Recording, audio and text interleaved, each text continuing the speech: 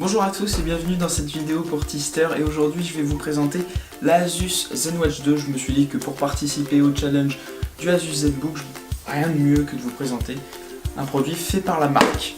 Voilà, sans plus attendre, c'est parti, on va déballer tout ça. On retrouve dans la boîte la montre qui arbore un design relativement simple aux formes arrondies. Le boîtier en acier donne une petite touche d'élégance à cette montre, mais on a quand même une partie inférieure en plastique qui vient un peu tempérer ça. Sinon l'assemblage reste sans fausse note comme les finitions. Sur la tranche droite on retrouve un bouton qui permet d'éveiller ou de mettre en veille la ZenWatch ou de revenir en arrière grâce à un appui court.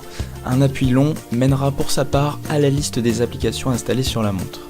A l'usage, l'écran se montre assez lumineux pour être lu en plein soleil. Malheureusement, la ZenWatch 2 ne possède pas de capteur de luminosité et on sera obligé de la conserver à un haut niveau si le soleil vient souvent la frapper.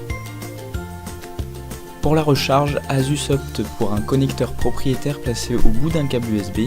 Le connecteur à l'arrière de la montre n'assure pas un maintien optimal et on se retrouve souvent à poser la montre face cachée pour éviter que le chargeur ne se désunisse du boîtier. On se retrouve donc avec une montre capable d'afficher les notifications du smartphone sans beaucoup plus d'interaction possible.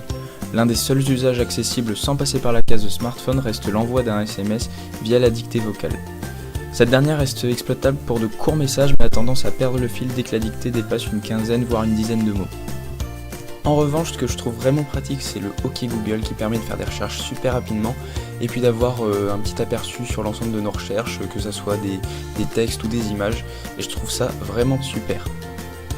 Pour finir, ce qu'il faut retenir sur les caractéristiques de ce produit, ça va être sa mémoire de stockage de 4 Go, son écran AMOLED de 280 par 280, ce n'est pas une très grosse résolution, un processeur Snapdragon propulsé à 1,2 GHz, une mémoire RAM de 512 mAh et une batterie de 400 mAh qui vous permettra de tenir à peu près 2 jours.